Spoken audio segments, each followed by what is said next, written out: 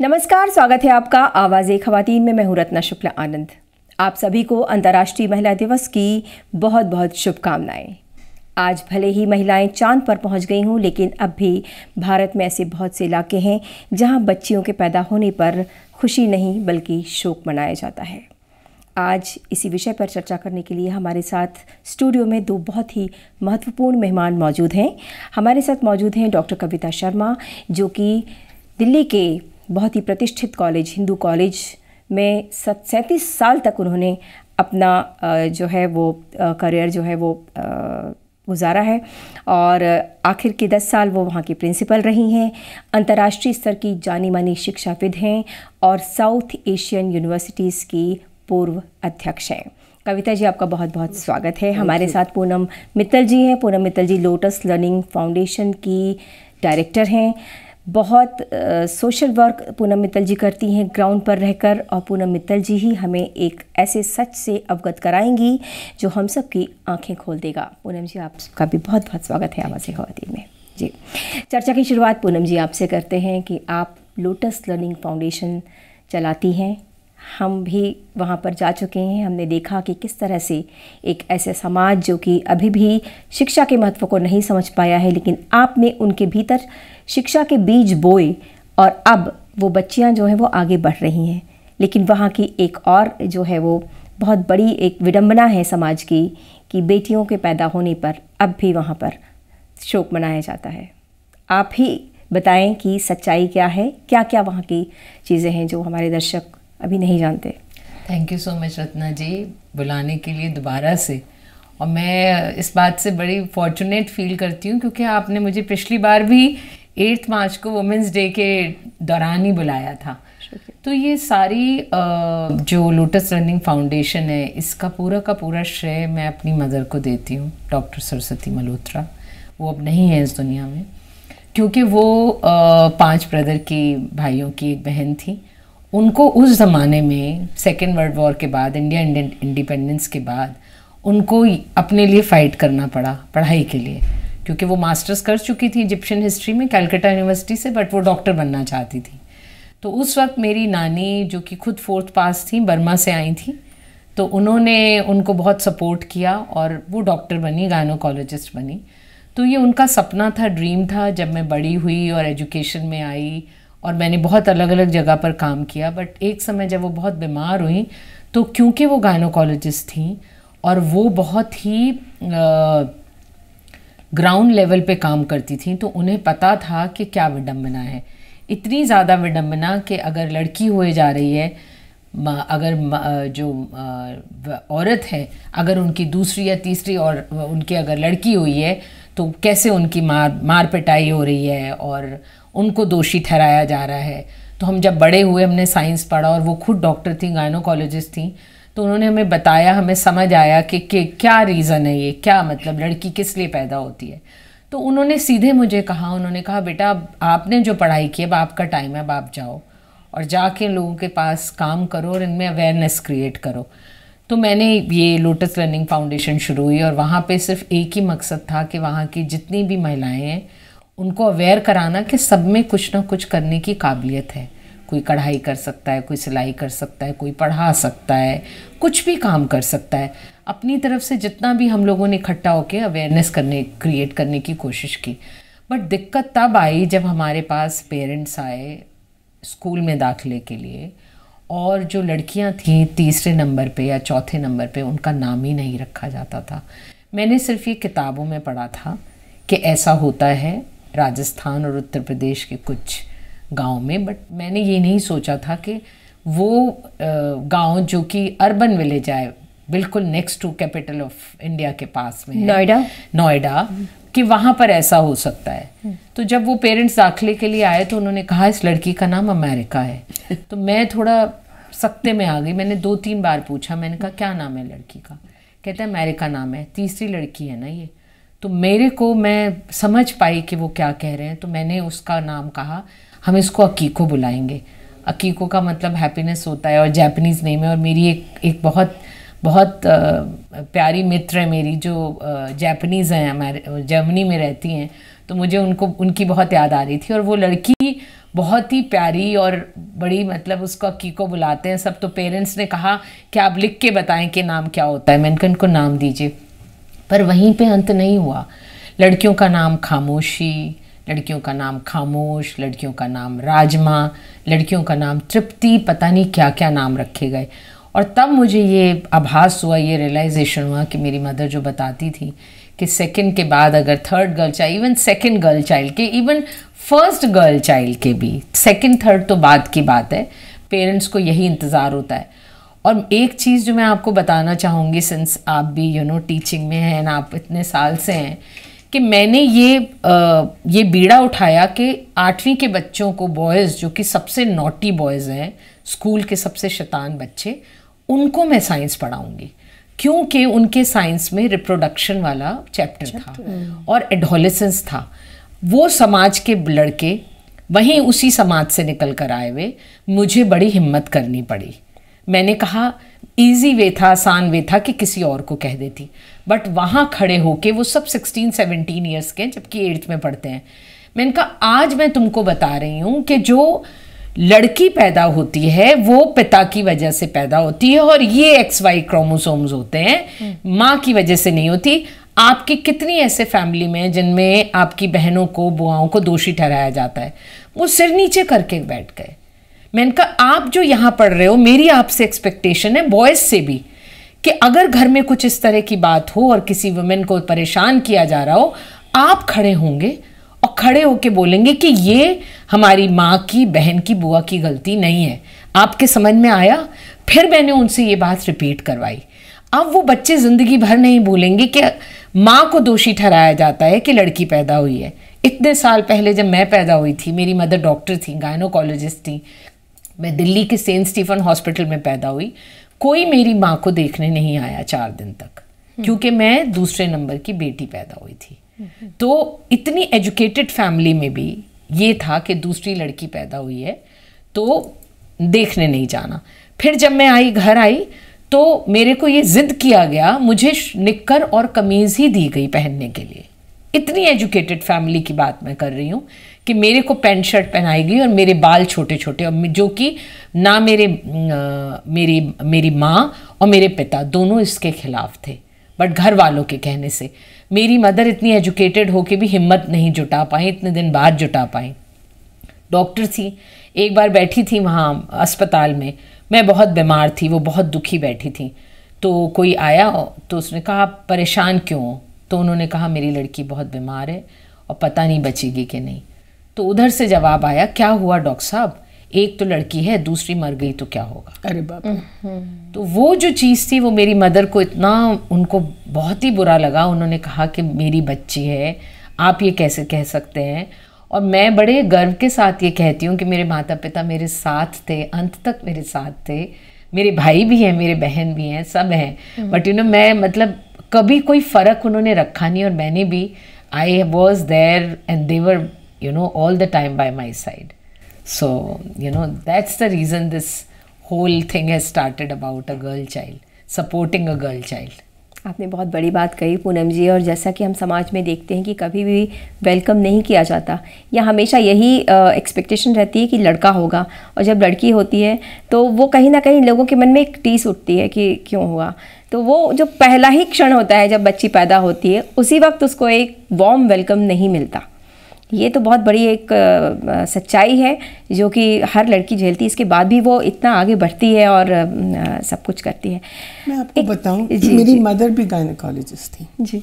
तो वो after retirement she was head of the department of OB-GYN in Safdarjung hospital. After retirement जब हम नोएडा आए तो वो घर में डिलीवरीज कर देती थी लोगों की। कई तो लेबर, तब नोएडा डेवलप नहीं था, तो वो लेबर क्लास में उसमें वो she never would charge anything. She would say कि ठीक है तुम कहाँ जाओगे, घर में होती थी डिलीवरीज, और बहुत दैट वाज इन्फेक्शन हो जाते थे, ये होते थे। तो मेरी बेटी बहुत छोटी थी उस समय, तो शी यूज्ड टू सी, तो वो मेरे ख्याल में 4-5 साल की थी उस समय। तो एक लड़की पैदा हुई, हम ऊपर रहते थे, वो नीचे पैदा हुई। 3 दिन तक वो हस्बैंड आया ही नहीं, ना उसके लिए कपड़े, ना उसके लिए दूध, ना उसके लिए कुछ। बिल्कुल अबैंडन कर गया।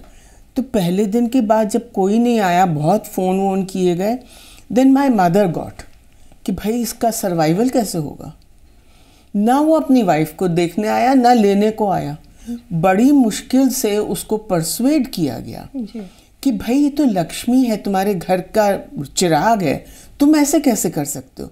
मदर इन लॉ को भी ना, दिस इज अनदर पॉइंट कि पुरुष तो जो करते हैं सो करते हैं, बट विमेन ऑल्सो, वो पेट्रियार्की जो है ना, that is got embedded, they internalise it, तो वो उसी चीज को फॉलो करती हैं। बिल्कुल।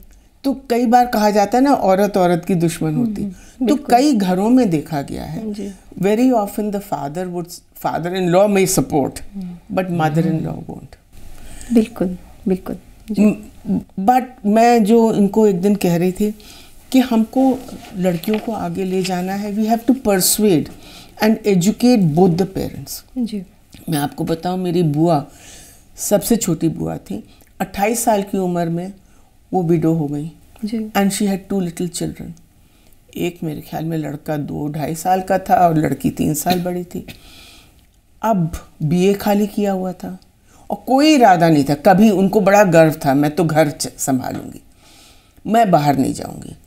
13वें दिन उनके फादर इन लॉ ने सबसे हाथ जोड़ के कहा, उनका भी जवान बेटा गया था, कि अब आप लोग कृपा करके अपने अपने घर जाइए। और वो सबके कहने के बावजूद मेरी बुआ को इलाहाबाद यूनिवर्सिटी के रजिस्ट्रार थे, इलाहाबाद यूनिवर्सिटी ले गए, एमए इकोनॉमिक्स में दाखिला कराया और कहा बेटा तुम पढ़ो। 2 साल, कई बार उनकी मदर इन लॉ भी कह देती थी कि मैं ही बच्चों को संभालती रहूं, but he was firm, although her mother in law was also quite supportive. ये पूरा दौर चलता रहा। फिर उन्होंने जब इलाहाबाद से निकाल के दिल्ली भेजा कि यहाँ पे तुम्हें चैन से नहीं रहने देंगे, यहाँ पे वो काम करती रहीं जानकी देवी में। जब उनकी लड़की की शादी हुई, मालूम है क्या हुआ, वेदी पे बैठे थे तो पंडित कहता है आप तो अपशकुन हैं, आप ये रस्म नहीं कर सकते। वो रोती हुई उठ के चली गई। उनकी एक ही किडनी थी, हाई ब्लड प्रेशर था, स्ट्रगल कर करके दोनों बच्चों को पढ़ाया। तो उनके सास ससुर ने बैठ के कन्यादान किया। उसके बाद उन्होंने कहा लड़के की जब शादी हुई, मैं ये पूरा वेदी कुछ नहीं, हम मंदिर में जाके 10 लोग जाएंगे, शादी कर देंगे, उसके बाद रिसेप्शन। तो ये जो समाज में कुरीतियां हैं, बिल्कुल, उसकी मदद कोई नहीं करता जी। लेकिन ये शगुन है, ये अपशगुन है, ये क्या होता है। वाकई मैम आपने बड़ी अच्छी बात कही है। और ऐसे बहुत से परिवार हैं जहाँ पर उनका बेटा नहीं रहा और वहाँ उनके सास ससुर ने अपनी बहू की दूसरी शादी की खुद अपने हाथों से। हाँ है। तो ये जो अच्छे उदाहरण हैं वो लोगों को ज़रूर सामने भी लाने चाहिए और उनको फॉलो भी करना चाहिए, ताकि हम समाज, एक बेहतर समाज की स्थापना कर सकें। एक सर्वे के मुताबिक 2000 से 2019 तक 90 लाख कन्याओं की भ्रूण हत्या के संकेत मिले हैं। तो हमारे समाज में बच्ची को जन्म लेने का हक नहीं है, जीवन जीने का हक नहीं है। अब भी समाज के बहुत सारे जो हिस्से में ये हो रहा है। देश के कई हिस्से हैं, उत्तर प्रदेश, राजस्थान की जो बात कही, चूँकि आप उत्तर प्रदेश के लोगों के साथ ज़्यादा संपर्क में हैं, हम आपसे जानना चाहेंगे कि कन्या भ्रूण हत्या कितनी अभी चल रही है और क्या आपने देखा, आपका अनुभव क्या है। मैं तो यही सोच रही थी, क्योंकि मेरी मदर गायनोकोलॉजिस्ट थी और उन्होंने कहा कि अब ये सेक्स डिटर्मिनेशन बंद हो गया है, अब ये नहीं होता, PCPNDT एक्ट आ गया, तो अब ये नहीं होता है, कहीं भी अलाउड नहीं है। जबकि जब जब हम छोटे थे, हम कॉलेज में थे, तो मैं खुद अपनी कितनी सहेलियों को और विद इन फैमिली भी जानती हूँ जिन्होंने डिटर्मिनेशन करा के और उन्होंने डिसकंटिन्यू की प्रेगनेंसी। लेकिन मुझे अभी हाल ही में पता चला, ऐसे 3-4 मेरे सामने लोग आए, ऐसी औरतें आईं जिनके बारे में पता चला कि उनका पहले बच्चे के समय ही उनका सेक्स डिटर्मिनेशन हुआ। और क्योंकि मैं उनके क्लोज़ हूँ, उनसे बात करती हूँ, तो वो मुझसे आके बात कर सकती हैं। उन्होंने मुझे बताया कि उनको गांव में दूर ले जाया गया, नोएडा से दूर, और उत्तर प्रदेश के ऐसे बहुत सारे गांव हैं और ऐसे शहर हैं जहाँ पर अभी भी सेक्स डिटर्मिनेशन होता है और हुआ, और उनका अबॉर्शन कराया गया। मेरे को बड़ा सरप्राइजिंग लगा, क्योंकि जब ये एक्ट आ गया है तो ये समझा गया कि अब सब सभी अल्ट्रासाउंड सेंटर्स में लिखा होता है कि यहाँ पर नहीं होता। जी जी। बट जैसे आपको पता है कि हमारा देश बहुत विशाल है और इतने छोटे छोटे गांव, कस्बे, शहर हैं जहाँ पे शायद ह्यूमन बीइंग का नॉर्मल जाना, ट्रेन बसेस से भी जाना पॉसिबल नहीं है। बट ऐसी ऐसी मशीन्स वहाँ पर पहुँच गई हैं जहाँ पे जाकर यहाँ से लोग, शहरों से लोग जाके वहाँ पर सेक्स डिटर्मिनेशन कराते हैं। और ऐसे कई कई इंसिडेंट्स मेरे सामने आए हैं जहाँ पे भ्रूण हत्या और लड़की की हत्या की गई है। खासतौर से पश्चिमी उत्तर प्रदेश में, स्पेशली ये हुआ है।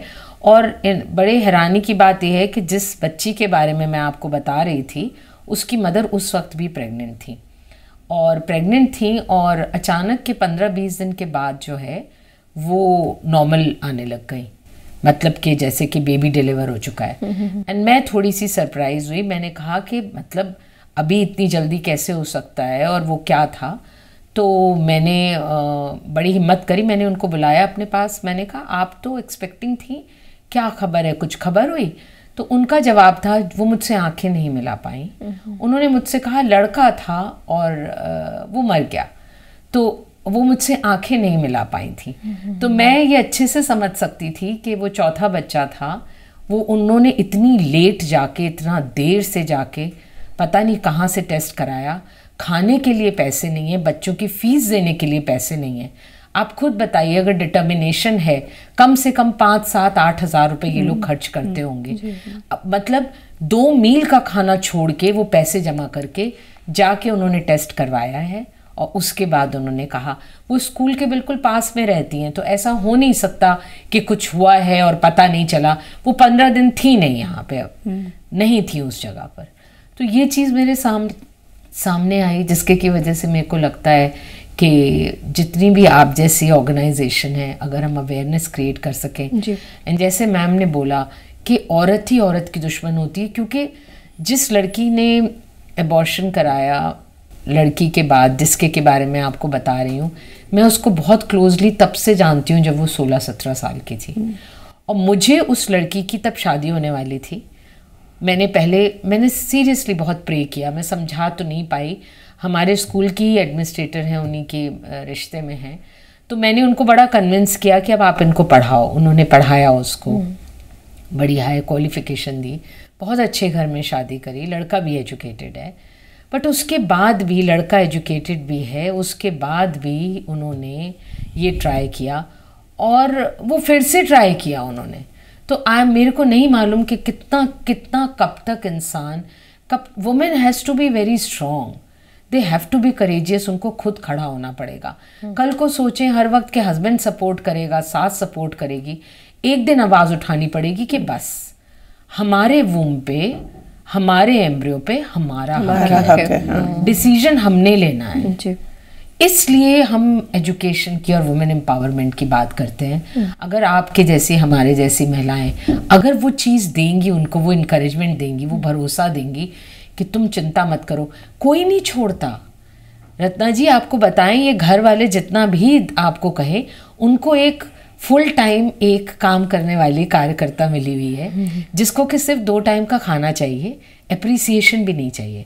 तो अगर वो वुमेन आवाज़ उठाती है तो वो सुनेंगे, वो ज़रूर सुनेंगे आवाज़, क्योंकि कोई भी एक जो फुल टाइम, सॉरी टू से दिस, एक काम करने वाला जना मिला है, उसको कोई नहीं छोड़ेगा। वाकई यही स्थिति है महिलाओं की जो घर में है।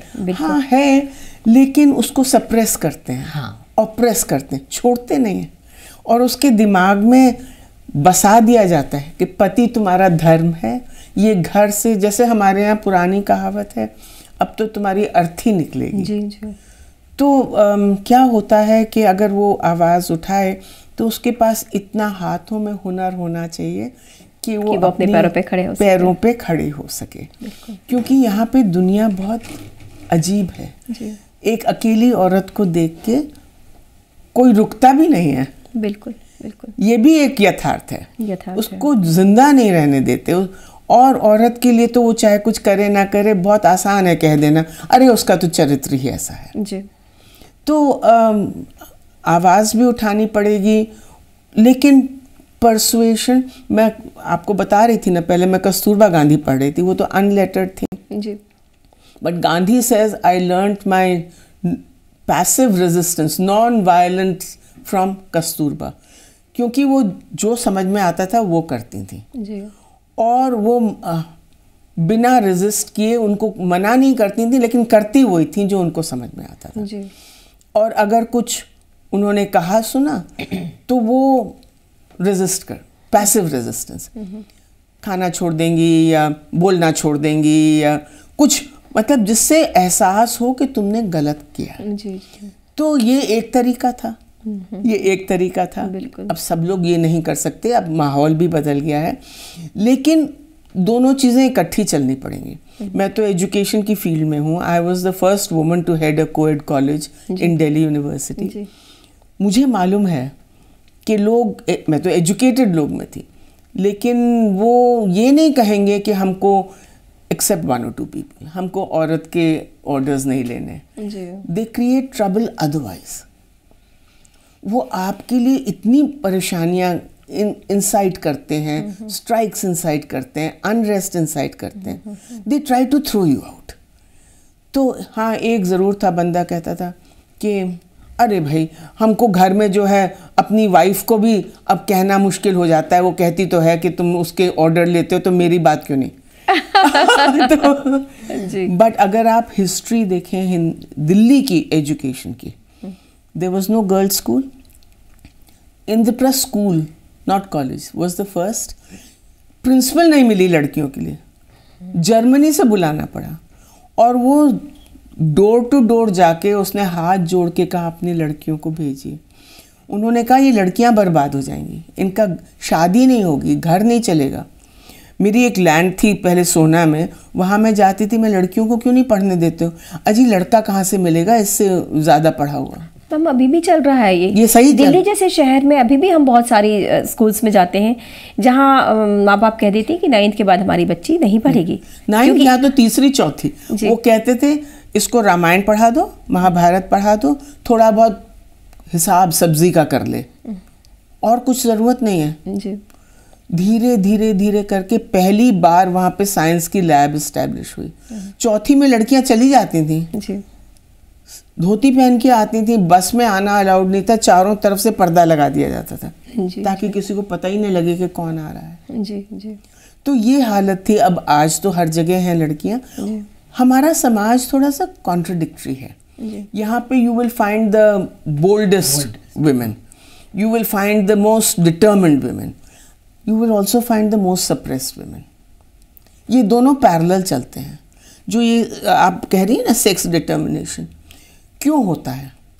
इसलिए आज भी कुरीतियाँ हैं, दहेज की कुरीति है। बिल्कुल।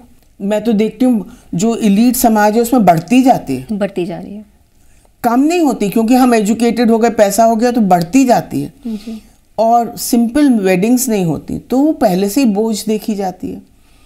फिर वो आपका पेट्रियार्की है कि कई लेयर्स हैं जी, लेयर्स हैं। हमारी सेवा तो लड़का करेगा जी, लड़की नहीं। But I am the only child of my parents. मैंने तो सारा ही अपने माँ बाप का अपने आप ही किया।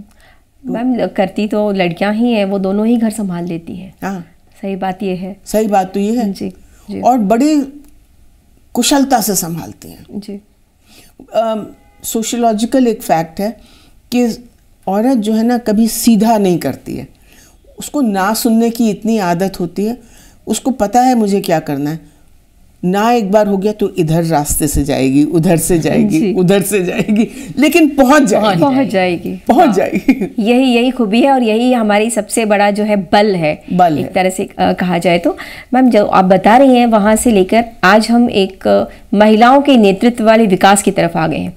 विमेन लेड डेवलपमेंट की बात हो रही है, भारत में बहुत जोर शोर से हो रही है और हो भी रहा है। लेकिन एक तरफ ये है कि बहुत बड़ी समझ लीजिए कि विडंबना है कि ये भी हो रहा है जैसा पूनम जी ने बताया। पूनम जी, आप एक और चर्चा कर रही थी कि अभी भी जो है जिनकी लड़कियां हैं वो परवरिश उनकी लड़कों की तरह करते हैं, ये थोड़ा बताएं। ये बड़ा ही एक सरप्राइजिंग फैक्ट मेरे सामने आया। इनफैक्ट हमारे स्कूल में एक बच्चे ने एडमिशन लिया। Obviously at the time of admission मैं हर फॉर्म नहीं उस वक्त चेक करती, बाद में चेक करती हूँ, एवरीथिंग इज़ ओके।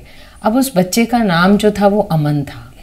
अब अमन बच्चे का नाम है और बच्चे ने पैंट शर्ट पहना हुआ है, क्योंकि हमने स्कूल की यूनिफॉर्म ही कवर्ड बनाई है जिससे कि कोई दिक्कत ही नहीं हो। उस बच्चे के बाल बिल्कुल छोटे छोटे कटे हुए, जैसे बॉय कट कटे होते हैं। मुझे वो बच्चा शुरू में आया, नर्सरी में केजी में पढ़ा, ग्रेड 1-2 में पहुंच गया, तो क्लास टीचर मेरे सामने आई, मेरे पास आकर कहती हैं कि ये तो लड़की है। मैंने कहा इसका नाम तो अमन है। कहते हैं कि ये अमन पेरेंट्स ने नाम रखा है क्योंकि वो चाह रहे थे कि लड़का पैदा होना चाहिए, तो लड़की पैदा हुई है तो ये उसी को कर रहे हैं। तो मैंने उनकी मदर को बुलाया। मदर इतनी डरी हुई थी, कहती है मैम आप ना घर के किसी के सामने आप ये मत कह दीजिएगा कि उन्होंने ही कहा है कि तुम इसे लड़के जैसे पालो। मैंने उनको बिठाया, उन्हें समझाया। मैंने कहा जब ये बच्ची बड़ी होगी तो उस बच्ची को अपने आप पता लगने लगेगा, इसको आइडेंटिटी क्राइसिस हो जाएगी, क्योंकि वो बच्ची बोल रही थी मैं करता हूँ, मैं करूँगा, मैं ऐसा ही हूँ। अब जो बच्चा ऑलरेडी जो है वो बॉय की तरह बात कर रहा है, अब वो बच्चा बड़ा होगा तो उसे खुद ही समझ में नहीं आएगा कि वो क्या कर रहा है, वो बच्चा क्या बोल रहा है, कैसे बोल रहा है। तो समझाया मैंने उनकी मदर को। तो ऐसा होता है कि जब मैं थोड़ा ज़्यादा समझाने की कोशिश करती हूँ तो फिर उनका सीधे जवाब होता है कि हमें इन बच्चों को हटाना पड़ेगा। और मेरे को ये लगता है, ऐसा लगता है कि जब तक बच्ची पढ़ सके, क्योंकि हमारे यहाँ तो ऐसा भी हुआ कि 13 इयर्स की एक लड़की थी 8वीं में, मैं बहुत इंसिस्ट किया कि मुझे उसका 9वीं में दाखिला कराना है, मैं अपने बेसिस पे कराऊंगी, पेरेंट्स को कन्विंस किया। जब उसका आधार कार्ड मंगाया उसमें 19 वर्ष लिखा हुआ था। अरे बाप रे। मुझे रत्ना जी बहुत गुस्सा आया। मदर जो थी वो किसी जिम में काम करती थी, अच्छे रिसेप्शनिस्ट के पोस्ट पे थी। मैं बहुत ही नाराज़ हुई। कहते मैम हम क्या करें, इसके घर में कहते हैं 19 साल दिखाएंगे तो गांव ले जाएंगे तो शादी हो जाएगी। ये एक अलग पहलू सामने आया, एक भ्रूण हत्या का पहलू, एक नाम ना रखने का पहलू, दूसरे बच्चे के बाद तीसरे का, एक जो है वो इतनी यंग एज पे शादी करने का। और जब मैंने 7th की लड़कियों से ये बात की, मैंने कहा तुम शैतानी मत करो, पढ़ो, पढ़ना बंद कर देंगे। मैंने कहा पता है तुम्हारे घर में कितना टॉर्चर होता है, शादी कर देंगे तुम्हारी। उन्होंने मुझे कुछ नहीं कहा, उनकी सिर्फ आंखें नीचे थी और उनकी आंखों से आंसू निकल रहे थे। उन बच्चियां वो 8th में आ रही हैं, वो मैं उनको ज़रूर पढ़ाऊंगी और मुझे लगता है मुझे उनके साथ और समय बिताने का मौका मिलेगा, क्योंकि वो दिल की बात ही नहीं कर पा रही हैं। घर में उनके साथ क्या हो रहा है, मैं तो कविता मैम से शेयर कर रही थी। मैंने कहा मैम जो लड़कियां हैं मुझे तो घर में ज़्यादा असुरक्षित लगती हैं। देखिए घर में हर तरह की चीज़ होती है जी। हम समाज में कहते नहीं हैं, उनके मोलेस्टेशन भी होती है जी। अपने ही लोग हैं जो मोलेस्टेशन करते हैं जी। तो हर तरह का दुर्व्यवहार होता है। वो बोल नहीं पाती, वो अलग बात है जी। अब चीज़ें थोड़ी उभर के आती हैं। और मैं दूसरी चीज़ ये कहना चाहूँगी कि खाली acts, legislation is important, but only legislation can not solve the problem. सामाजिक तौर पे लोगों को, हाँ, जब तक हमारा माइंड सेट नहीं बदलेगा, वो mind set not just formal education but awareness कि आपकी लड़की है, उसके संग क्या होगा। जैसे लोग शादियां कर देते हैं, कनाडा चले जाए, वहाँ कर चले गए, उन देखते भी नहीं है क्या है। कि मैंने एक बार काफ़ी काम किया था इसके ऊपर, तो उसको कहते हैं कोरियर पेरेंट्स। तो वो लड़की की इसलिए शादी कर देते हैं कि वो जब वहाँ जाएगी तो वो अपने भाई को स्पॉन्सर करेगी पहले, और भाई हमको स्पॉन्सर करेगा, because those are the laws of family laws of Canada for immigration. तो डजेंट मैटर, एक लड़की को हम सैक्रिफाइस भी कर देंगे तो it is all right. So you know हर तरह का समाज में एक पूरा सोसाइटी का इकोनॉमिक डेवलपमेंट नहीं होगा, वो धीरे धीरे होगा। After all only 75 years have passed। आज कम से कम ये तो देखने को मिलता है जब हम कॉन्वोकेशन में जाते हैं, लड़कियां ज़्यादा दिखती हैं, टॉपर्स भी लड़कियां होती हैं। तो कई बार कहती हूँ भाई लड़के कहाँ हैं यहाँ पे कुछ, लेकिन अच्छा पढ़ने के बाद बस ख़त्म हो जाता है जी। I was on a committee, हम उसको, I even forgotten the name of the committee, हम उसको रूल तोड़ो कमिटी कहा करते थे। अच्छा। तो उसमें ये होता है कि स्पैन पीरियड के बियॉन्ड अगर आप आपको बीए कंप्लीट करना है, किसी वजह से छूट गया, तो कमिटी लुक्स कि आपका रीज़न वैलिड है कि नहीं वैलिड। लड़कियों का तो क्या, जैसे वो होता है ना पैंडेमिक, आई गॉट मैरिड, 10 साल 15 साल बाद they want to continue, but now how. तो लोग कहते थे नहीं, ये तो पता नहीं कब से छोड़ दिया इसको, तो पढ़। मैंने कहा कोई बात नहीं, गिव हर द रिस्पॉन्सिबिलिटी। उसको बोलो कि हाँ आप अपना 3rd ईयर या 2nd ईयर जो भी है कंप्लीट करेंगे, लेकिन आज के सिलेबस पे, उसकी पढ़ाई का जिम्मा आपका है। You believe it, they would take the challenge and do it. वाह। ये हाँ मैम क्योंकि कॉलेज के लेवल पे हैं ऑब्वियसली, तो बता रही हैं। मैंने पिछले साल क्या किया कि जब बच्चा दाखिला होता है तो पीटीएम में फादर की जगह सिर्फ मदर्स को बुलाया और मैंने कहा मैं आप सबके साथ चाय पीऊँगी। आप मानेंगी नहीं, 90% ऑफ द वुमेन 2nd या 3rd से ज़्यादा नहीं पढ़ पाई। उनको घर के काम करने के लिए, पढ़ाई के लिए रोक दिया गया कि आप घर का काम करो।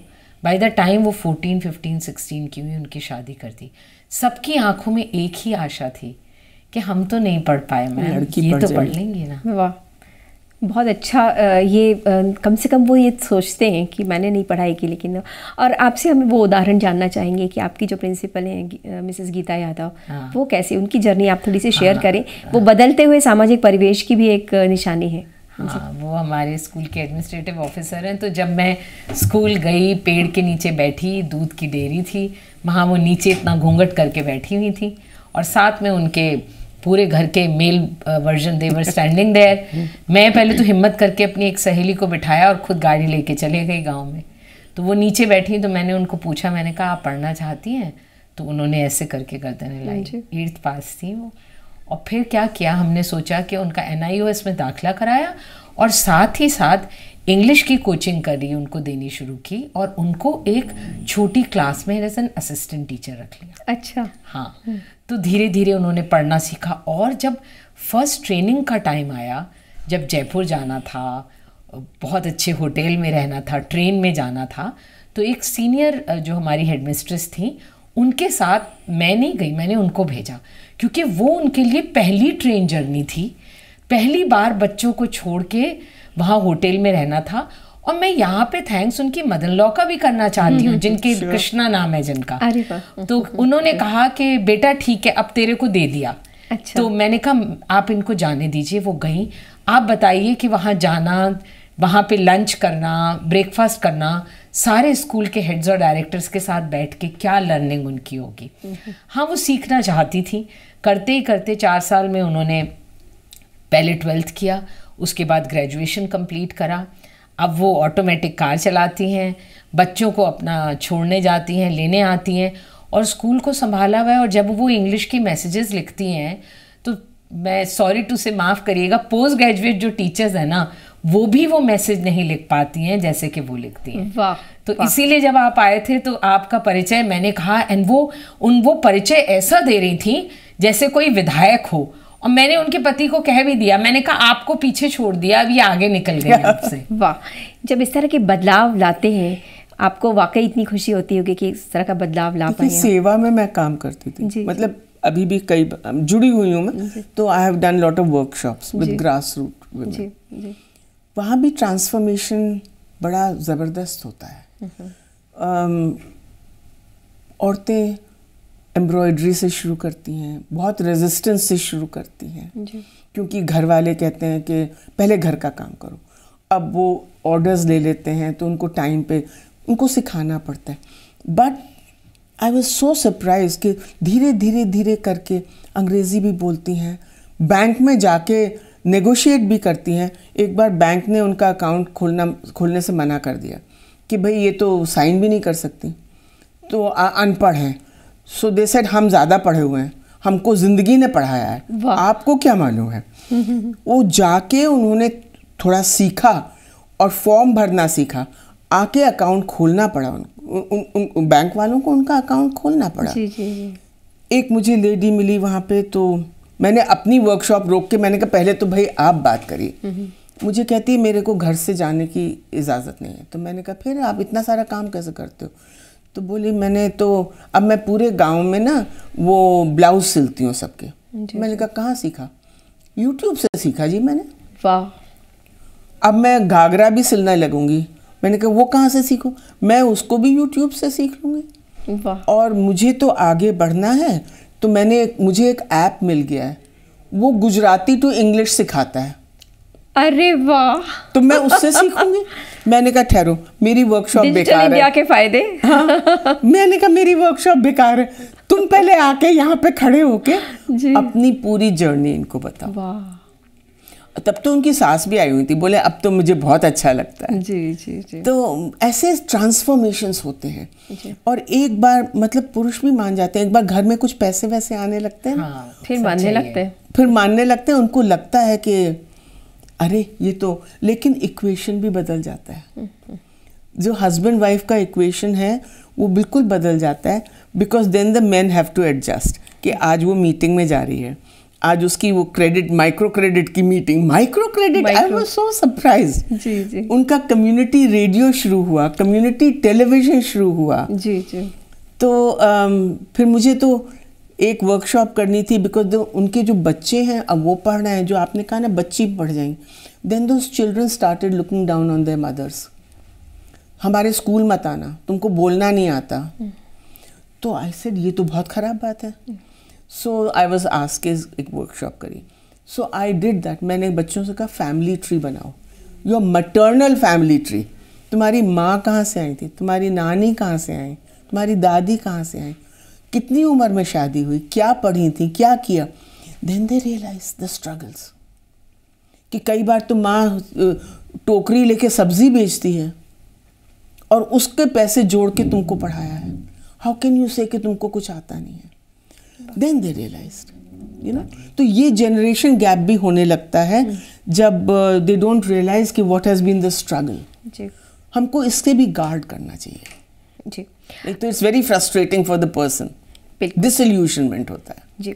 मैम आपसे जानना चाहेंगे कि हमेशा से क्या भारत का समाज ऐसा तो नहीं था, महिलाएं पहले एम्पावर्ड थी, ये बदलाव जो है वो धीरे धीरे आए? देखिए मैंने एक किताब लिखी थी क्वींस ऑफ महाभारत। जी। पेट्रियार्कल समाज तो हमेशा था, जी। लेकिन विमेन बिहाइंड द कर्टन जी। वो वेरी पावरफुल। जी। तो अगर आप देखेंगे कि वो दो भाइयों का जो झगड़ा है राजपाट के लिए, उसके पीछे पीछे कौन लगा रहता है? औरतें लगी रहती हैं।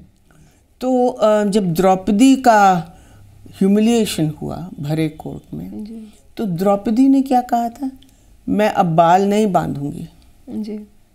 जब तक ये जो है मेरा रिवेंज नहीं ले लिया जाएगा। और जब युधिष्ठिर मान भी गए थे बाद में, वनवास के बाद, हमको पीस करनी चाहिए, she went to Krishna and said peace, तुम लोग भूल गए, तुम लोग ये सब भूल गए कि मेरा 13 साल मैंने कितना सहा है, because she went to the forest. तो मैंने कितना सहा है और मेरा कितना हुआ। तो मैंने उसमें ट्रेस किया था, जो अभी ये बता रही थी ना लड़का और लड़की, तो उसमें भी कहानी है एक कि अम्बा की, मैं पूरी कहानी ना बता के, तो जब वो द्रुपद के घर उनको कहा गया था कि लड़का पैदा होगा, लेकिन हो गई लड़की। द्रुपद ने कहा मैं किसी को नहीं बताऊंगा, और उसका पालन पोषण सब कुछ एक लड़के की थी। यहाँ तक कि उसकी शादी भी की गई एज अ मैन। और जब उसकी वाइफ आई तो अब नेचुरली चीज़ें पता लगनी थी, तो उसके फादर ने, लड़की के फादर ने कहा I will go to war, तुमने तो मेरी लड़की की जो है सारी ज़िंदगी ख़राब कर दी। तो अम्बा, उसका नाम तो और था, वो घर छोड़ के चली गई, वो गई जंगलों में। वहाँ उसको मिला एक यक्ष। तो वो जो है बोला तुम क्यों मरने आई हो यहाँ पे? उसने कहा मेरे पिताजी का ऐसा हो जाएगा। उसने कहा मैं तुमको अपनी जेंडर देता हूँ फॉर द टाइम बीइंग, और तुम मुझे अपनी दे दो। अच्छा। और जब तुम्हारा काम हो जाए तो एक्सचेंज कर लेंगे। इतनी देर में उसके राजा आ गए वहाँ पे। वो अब आगे नहीं आए क्योंकि वो तो औरत बना हुआ था। तो किसी ने बताया कि वो तो ऐसा हुआ है, तो उन्होंने उसको कर्स किया कि अब तुम औरत ही रहोगे। So that is how Drupad got a son. जी। And this was Shikhandi who then finally killed Bhishma. तो औरतों का तो हम आजकल बड़े ट्रांसजेंडर और ये वो बात करते हैं, we find examples of all this and empowerment, but yes why did these women have to manipulate so much? क्योंकि खुद तो राजगद्दी पे बैठ नहीं सकते और उनकी प्रतिष्ठा वो वैसे ही थी। कितने लड़के हैं, तभी हमारे यहाँ कहावत है ना, may you be the mother of 100 sons. जी सही बात है। 100 सन्स। द्रौपदी ने भी 100 पुत्र मांगे, द्रौपदी ने नहीं, गांधारी ने 100 पुत्र मांगे थे। तो फिर उसने कहा मुझे एक लड़की भी चाहिए। तो मैंने एनालाइज किया था लड़की क्यों चाहिए, 100 पुत्र तो मिल गए। May be she wanted somebody who could empathize with her, who could understand। जो लड़की करती है ना वो लड़का कभी नहीं करता। मैं भी सोचती हूँ कि घरों में भी जो लड़की लुक आफ्टर करती है ना वो शायद लड़का नहीं करता, और माँ की तो जितनी लड़की समझती है वो लड़का नहीं समझता। जी बिल्कुल। तो अब हम ये जानना चाहेंगे आप दोनों से ही कि आगे क्या रास्ता है। जैसी भ्रूण हत्या हो रही है या अभी भी जो है वो अप्रेस्ड हैं महिलाएं, क्या रास्ता है?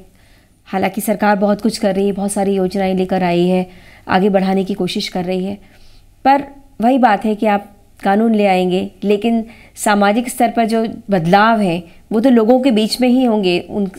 तो क्या रास्ता है इसके लिए? देखिए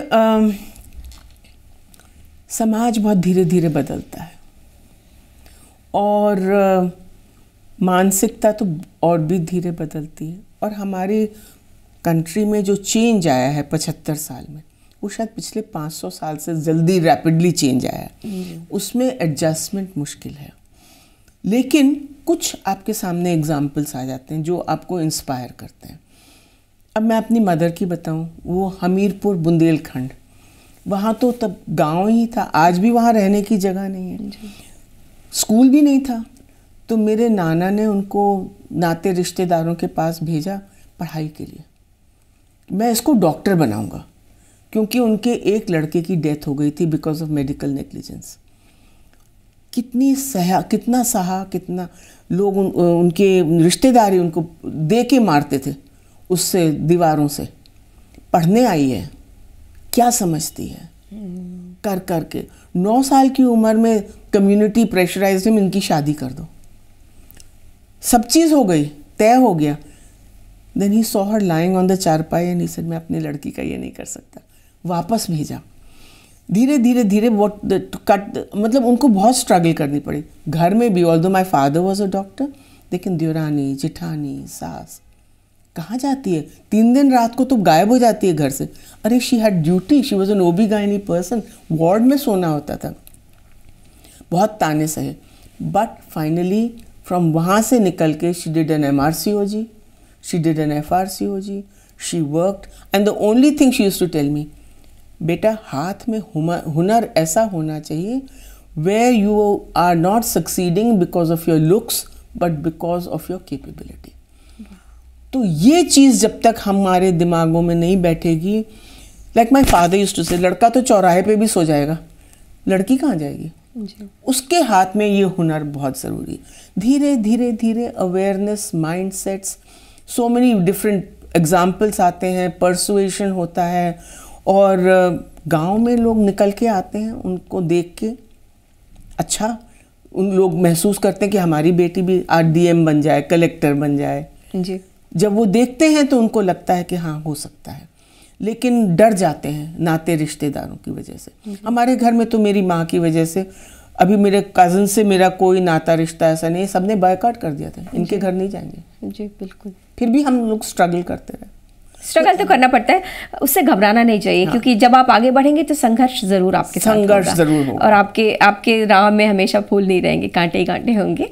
पूनम जी, आपको लगता है कि आपकी ये जो कोशिशें आपकी चल रही हैं उसकी वजह से कुछ कमी आएगी कन्या भ्रूण हत्या में, और लोगों के जो सोच है उसमें बदलाव आएगा? और क्या करना चाहिए अभी हमें? और अब वो भी बड़ी ही अचंभे की बात है, क्योंकि उन्हें पता है कि मैं इसके खिलाफ बोलती हूँ। खुद आके महिलाएं बताती हैं कि हमने अपनी ननद को, अपनी भाभी को हमने समझाया, हमने रोका, एक बात करनी है आपसे, हमें पता है आप बहुत गुस्सा होंगी, इस सेंटेंस ऐसे शुरू होता है। वो फिर से जा रही थी टेस्ट कराने के लिए, बट मैंने उसको समझाया, मैंने उसको बताया, और अगर किसी को नहीं, ऐसा कोई रीज़न नहीं था, रुक गई वो, हमने समझा दिया कि नहीं आपको करना है, आप इसे आने दो सामने, पढ़ने दो, बड़ी लड़की को बड़ा करना, आपका सहारा बनेगी, सपोर्ट बनेगी। तो उससे मैं देखती हूँ, और स्पेशली जिन फैमिलीज़ में बात करी है वो खुद ही आके अपना जब बताती हैं कि उन्होंने कैसे रोका, तो उससे ये थोड़ा थोड़ा रिपल इफेक्ट होता है। जैसे आप नदी में एक कंकड़ फेंकती हैं और वो धीरे धीरे धीरे धीरे लहर बनती जाती है, तो ये बिल्कुल वही है। और आपको पता है, goodness walk with a snail's pace, बिल्कुल घोंगे की तरह अच्छाई बढ़ती है। आज भी मैं बच्चे को कहती, बहन का बुराई तो आग की तरह फैलती है, आप लोग बाहर जाके बिगड़ना चाहो, दो रास्ते होते हैं, एक अच्छा एक बुरा।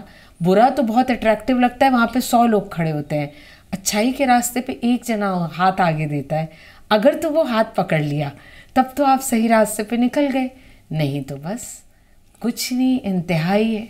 नहीं, लेकिन समाज में चेंज आ रहा है। हाँ। मैंने आपको बताया कि धीरे धीरे धीरे, मुझे तो लगता है हाँ, रिपल इफेक्ट जैसे आप कह रहे हैं वो धीरे ही धीरे होता है, लेकिन चेंज आ रहा है। मैं जब मैंने पढ़ाना शुरू किया था 1971 में, और आज से लेके मैं देखती हूँ कि लोग बदलते जाते हैं। मैंने आपको बताया था Delhi youth welfare association, that is devoted to bringing the Muslim girls, getting them educated and bringing out. कितना काम वो करते हैं, और लड़कियां निकल के आती हैं। मैं तो बहुत उनके यहाँ जाती हूँ, बात करती हूँ, अच्छा लगता है मुझे देख के। और भी क्या अच्छा लगता है कि उन्होंने शालीन भी बहुत हैं, क्योंकि उनके संस्कार शालीनता के हैं। शालीन भी हैं, लड़के हेवायर चले जाते हैं, लड़कियां थोड़ा रुक के रहती हैं। शालीन भी हैं और पढ़ती लिखती भी हैं, और आगे बढ़ने की उनमें लालसा भी है। बहुत है, बहुत है, बिल्कुल, क्योंकि उन्हें इज्जत और रिस्पेक्ट मिलती है जी।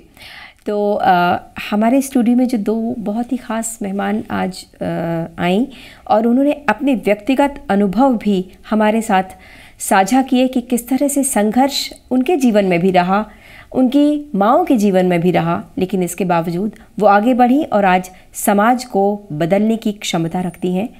हम यही उम्मीद करते हैं कि सरकार भी कुछ ऐसे और कड़े कानून लाएगी, या और सजगता के साथ इस तरह के जो सेंटर्स अभी भी चल रहे हैं, जो कि कन्या भ्रूण हत्या के लिए जिम्मेदार हैं, उन पर जो है वो कड़ाई बरतेगी, और हमारे समाज में बदलाव आएगा, और महिलाएं वाकई आगे बढ़ेंगी, और उनके नेतृत्व में विकास होगा। बहुत बहुत शुक्रिया, और अंतर्राष्ट्रीय महिला दिवस की एक बार फिर से बहुत बहुत शुभकामनाएं।